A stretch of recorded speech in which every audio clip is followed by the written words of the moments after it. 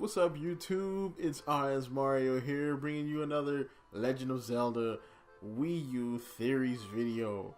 Alright, so what is up, you guys? So, theories here for Legend of Zelda Wii U.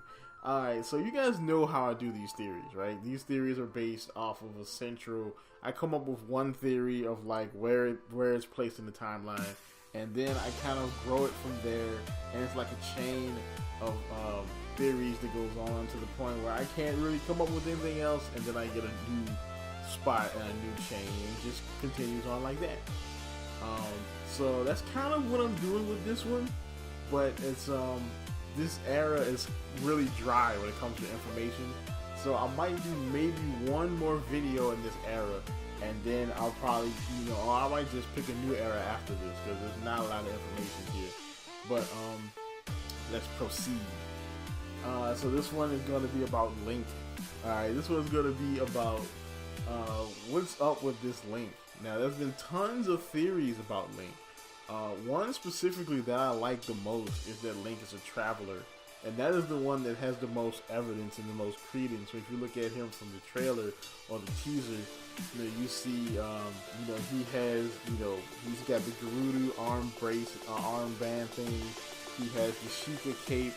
He has the shirt that the Wind Waker Link wears. He has different articles of clothing from different places. Also, he doesn't use a sword, he uses a bow, which is something that, there's never really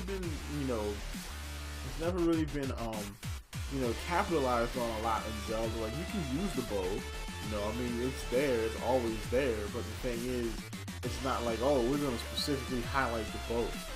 Like in Skyward Sword, they specifically highlighted the sword, with, Fi being in the sword, and then in the promotional art for Skyward Sword, Link has no sword, but Fi is there, which is kind of like foreshadowing that Fi was the sword.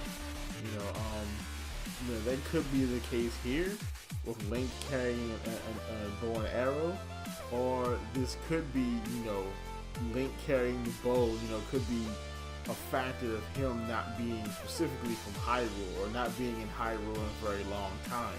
Seeing as though, the major weapon of the Hylians are, basic swords and shields and such. Maybe he hasn't been in Hylia for so long that, in Hyrule for so long that he doesn't use those anymore. He uses bows and arrows. Maybe that's more effective, since he's from the desert or wherever he has been. But onward from that, my theory with Link here is that he is an ambassador. That he is an ambassador of Hyrule. Hyrule is becoming an up-and-coming developing power, and that they need somebody to travel out to the races of Hyrule and to kind of like preach the message of peace with the Hyruleans. Something like that.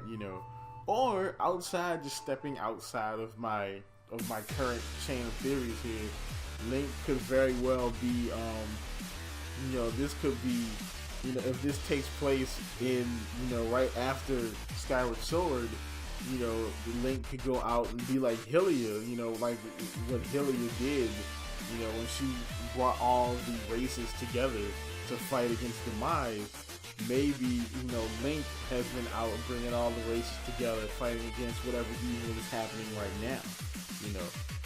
That's just outside the theory. That was a theory that I came up with when I was trying to come up with information from this current era, and I just kind of had to put it in this video. So, but yeah, that's another theory, probably for another era. But back to this one, the era without a hero. So Link is an ambassador of a developing Hyrule, and he goes out to the different races of Hyrule and basically talks peace and joins them all together essentially. So when he comes back after going to all these places and gathering all these artifacts, not artifacts, but all of his clothing and such, after he gathers all this stuff and returns, he finds that Hyrule is under the threat of some sort of evil. Now this is before Ganon. Now Ganon exists in this theory. He's just not in this game because, of course, they said he's not in the game. But if this takes place in the era I kind of think it does, then Ganondorf exists, but he's still sealed at this point, and just hasn't broken out yet, which is more than likely the case. But yeah. So of course there's another evil that attacks Hyrule. It isn't Ganon or Ganondorf or any of his incarnations, and now you have to fight it. Now this Link he's not one of the heroes of legend. Alright, that's probably one of the reasons why I like the era without a hero so much, is it kind of gives you can kind of like write your own hero. Since, he's not a hero of legend, there's no prophesied legendary hero in this area, and it really has to be somebody else, somebody who has this thrust upon him. He's not a hero, he's just doing his job, and then bam, he has to save the world. There are a few legendary heroes in Zelda. There is the hero of time from Ocarina of Time and Majora's Mask. There's the hero of the goddess, which is the hero from Skyward Sword. There is the hero chosen by the gods from Twilight Princess, and there's the hero of the winds, which is the hero from Wind Waker, Spirit Tracks, and Phantom Hourglass.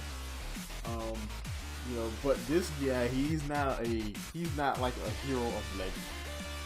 And now you're saying, okay, well, if he's not a hero of legend, why is the game about him then? Well, because he is a descendant of one of these previous Links, probably. Maybe not the hero of the wind, since he comes afterwards. I do have a theory about what's up with this Link and how he ends up, his future, essentially. There is a guy, there's another prominent character in this story that kind of really gets his prominence near the end of the era without a hero, which is when, Ganondorf returns and everything. And that is the King of Red Lions.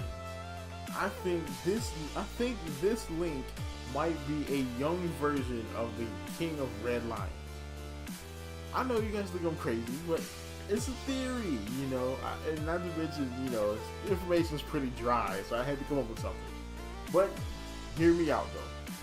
Let's say this hero, let's say this Link from Twilight, from the Wii U version of Zelda, when he saves Hyrule, or when he brings Hyrule together, say he becomes the King of Hyrule, and this could be the origin story of the King of Red Lions. Now, that sounds weird, yes, but it's very, very possible. And if you really look at it, he has a pretty big role in Wind Waker. Even before Wind Waker, at the end of the era without a hero, he is the one who actually decides to allow, that the fate of Hyrule be decided by the goddesses. Who else would have that type of power if not a Link? Someone who already saved Hyrule once. So maybe he saves Hyrule in this game, and in the next game he's too old to do so, so he has to let the fate of Hyrule be decided by the goddesses, who eventually flood Hyrule because, well, there's nothing else that they can really do. We also see, the King of Red Lions throughout, Wind Waker, as of course Link spoke, and eventually, he is the one who seals Hyrule, who seals Hyrule indefinitely, at least until Spirit Tracks anyway. He gets to the Triforce before Ganondorf does, basically saving the day. He saves Hyrule again, even though it is pretty much at, the cost of his own life, since he drowns with Hyrule, but he saves Hyrule again, and he stops Ganondorf from getting the full power of the Triforce. So, yeah, it might be a weird theory, but if he is the King of Red Lion, he would have his own legend, He may not be one of the big legends, but he does play a huge part in the history of Hyrule. Whew, man, that took a lot of brain work. Alright, so yeah, like I said before, this may be the last video in this era. I might do one more, but I do have a pretty interesting theory about the villain in this game. So the next video may still be in the era without a hero, but it might be in a brand new era. Depends on, you know, how much information I can find. But that's about it. That's about it for this video. Another thing I've been trying to do with these videos is I've been trying to keep them a little bit shorter, because I do know that they get pretty long. You know, I know some people like long videos. Me, I like long YouTube videos, but a lot of people don't. So I'm going to try my best to do that. Like my Pokemon video from earlier today was probably one of the shortest Pokemon videos I've ever done, and I was lucky to keep it that short. But yeah, so that's about it for this video. If you like Skyrim, you know, if you ever played Skyrim, you like Skyrim, you like Let's Plays. I did a Skyrim Let's Play, you know. So just check out a clip from it. Here you go. You know, once you use bottles like alcohol or anything like that, you actually get empty bottles like this, and you can actually go to fresh water like this and fill those empty bottles. So, oh my god. Oh, that's right, I'm drunk. Yes, you can get drunk. And I'm not dead, I'm just drunk. Even though technically if I was drunk and I fell face first in the river, I probably would be dead. But that's it. That's my Skyrim Let's Play, man. Just check it out. You know, check out the link above, you know, for part 1. Part 1 and part 2 both came out Friday. So check those out. And as always, like, comment, subscribe, and keep it real.